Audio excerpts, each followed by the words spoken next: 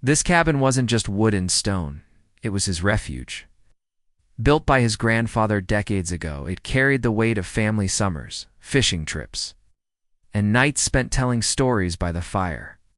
Ethan had guarded this place carefully, using it as a shield against the chaos of his professional life. And today, more than ever, he needed that calm. But his trip wasn't only about peace. He was expecting an important guest, someone who could help him protect the lake itself. For years, Ethan had pushed for stronger environmental safeguards. He had written letters, attended hearings, and even risked ruffling feathers within the Homeowners Association. The lake, with its fragile ecosystem, mattered too much to ignore. And finally, his efforts had reached the ear of the state attorney general, who had agreed to meet him privately here, away from the noise of politics. As he carried a bag of groceries inside, Ethan thought about how strange it felt. Hosting such an influential figure in the small cabin seemed almost surreal. He straightened the living room, dusted the mantel, and set a kettle on the stove. He wanted everything to feel natural but welcoming. Outside, however, unseen eyes were already watching. Karen, the head of the local HOA, sat on her porch across the road. From behind her sunglasses, she noticed Ethan's arrival, noticed everything. For years, she had made herself the guardian of neighborhood order. Guests, paint colors, fence heights, nothing escaped her gaze.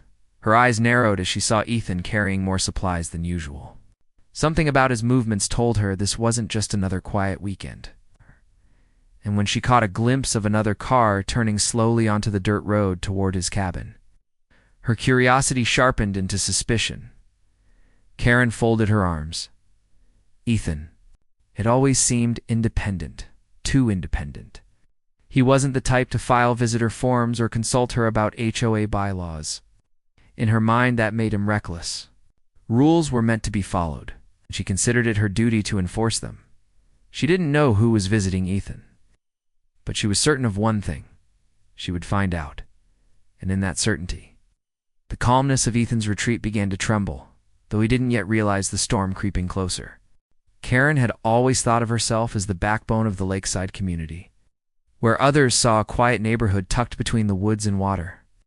She saw responsibility rules that needed enforcing, standards that needed guarding. Without her, she told herself, the place would fall into chaos.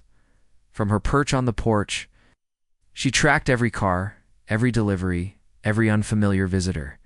Most neighbors tolerated her behavior. Some even thanked her for keeping things in order.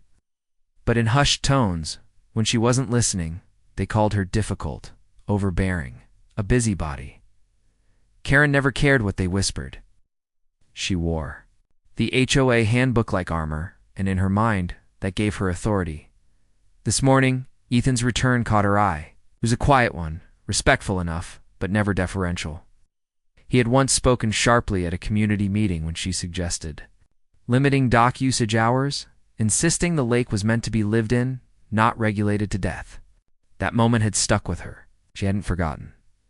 So when she saw him unloading more bags than usual and preparing the cabin as though for an occasion, her instincts tingled.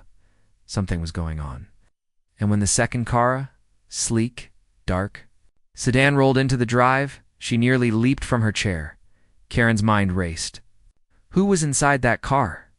Why hadn't Ethan filed a visitor request? HOA policy was clear. Overnight guests required documentation. For all she knew, this stranger could be someone renting the cabin in secret, or worse, someone planning to exploit. The lake, rules were rules, and Ethan was clearly bypassing them. Gripping her clipboard, she muttered to herself, "Not on my watch." She stepped back into her house, pacing as she thought. Her husband, who had long since learned to stay silent, when she got like this, raised his eyebrows from the kitchen, but said nothing. Karen barely noticed him. She was already drafting a plan. By the time she looked back outside, Ethan's guest had entered the cabin. The two men disappeared inside, and she felt her pulse quicken. What could they be discussing? Why all the secrecy? She couldn't just stand by and let it happen. Her curiosity burned hotter with each passing minute. She imagined Ethan violating zoning codes, conducting business on residential property, or hiding some scandalous deal. The thought made her chest tighten. If she ignored this, wouldn't that make her complicit? The longer she waited, the more her resolve hardened. She had to know. She would know. And if Ethan was breaking HOA policy, she would put a stop to it. Before it spread like rot through the community, Karen straightened her jacket and clutched her clipboard tightly. Her eyes never left Ethan's cabin. In her mind, the decision was already made. She would go over there and confront him. Little did she realize, the timing of her intrusion would place her not in the middle of some minor infraction, but in the center of a moment that would change her reputation forever. Inside the cabin, Ethan moved with quiet purpose. He set out mugs on the coffee table, arranged a plate of crackers and cheese, and stoked the fire until the logs snapped gently. The air filled with the faint scent of cedar smoke. This wasn't a meeting room in some tall city building. It was better. Here, conversations could be genuine, unpressured by cameras or crowded agendas.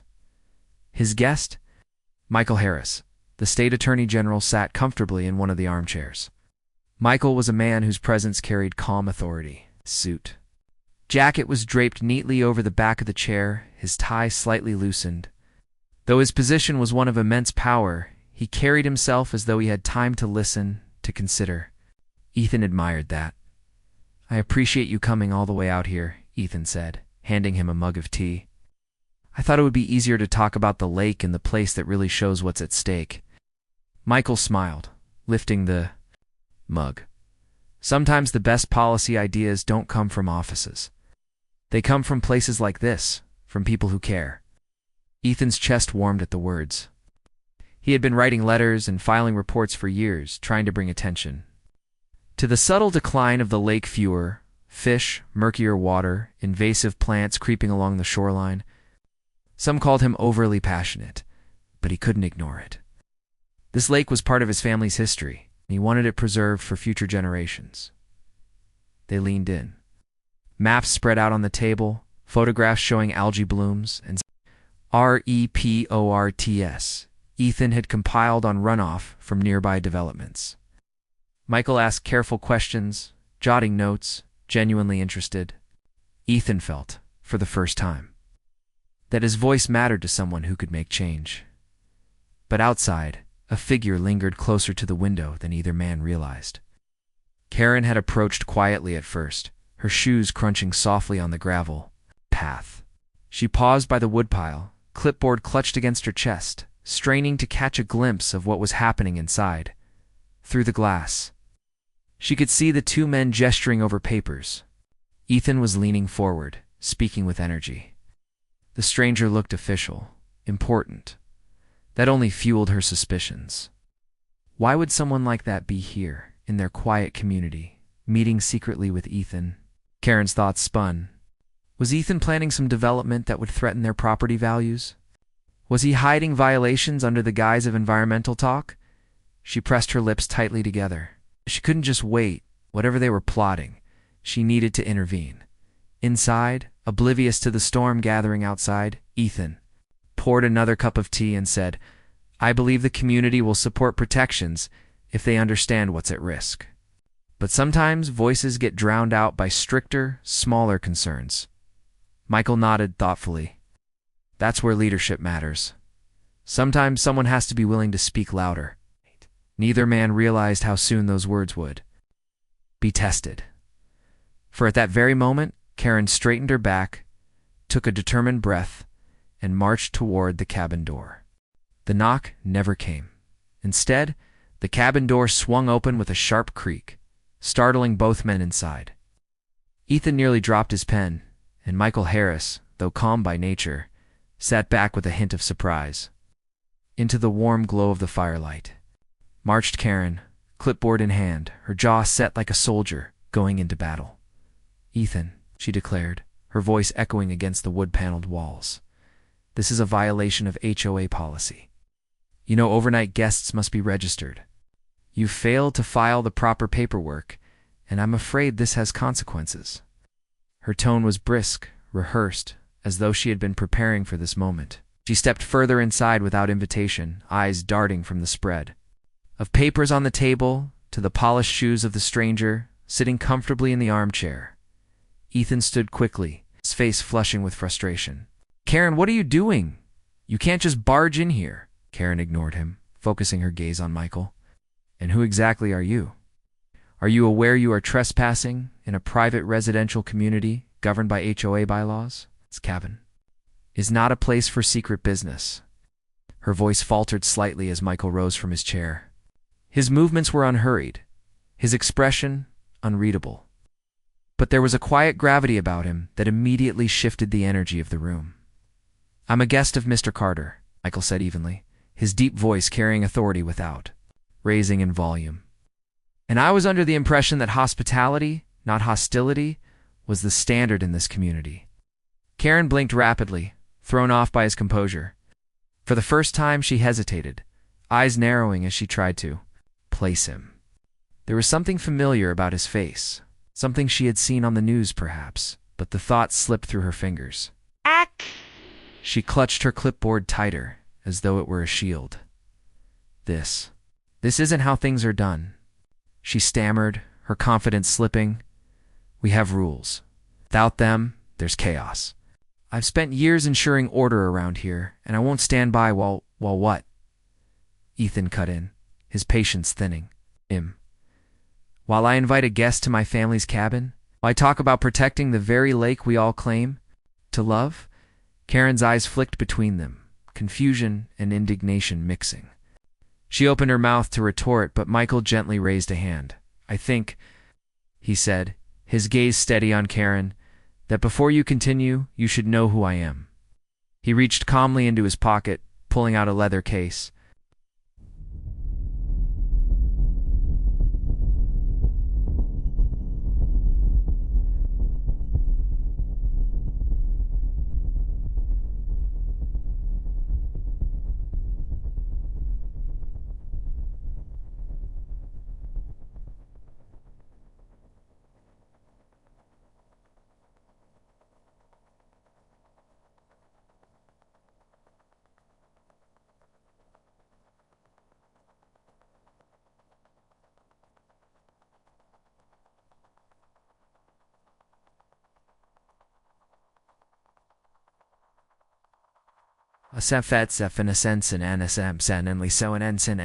Practiced motion, he opened it, revealing the gold-embossed seal and identification of the state attorney general. The silence that followed was thick, almost suffocating. Karen's mouth fell open, her clipboard slipped slightly in her grasp. In one reckless act of intrusion, she had stumbled not into an ordinary conversation, but into a meeting with one of the most powerful legal figures in the state. Her confidence so sharp and unyielding moments ago now trembled like glass on the edge of a table. For a long moment, no one moved. The fire crackled softly, filling the silence that Karen's intrusion had left hanging in the air. The Attorney General's badge glimmered faintly in the firelight, its authority unmistakable. Karen swallowed. Hard, her clipboard, her symbol of control, suddenly felt flimsy and absurd in her hands. She gripped it tighter anyway, as if clutching it might restore the confidence already slipping through her fingers. I didn't realize, she murmured, her voice uncharacteristically small.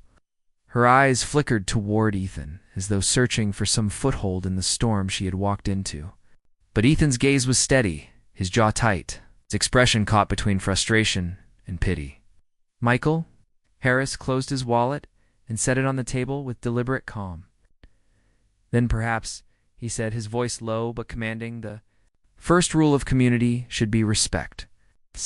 Respect for boundaries. Respect for privacy. Karen's chest rose and fell rapidly. She wanted to argue, to defend herself, to remind them both that rules existed for a reason.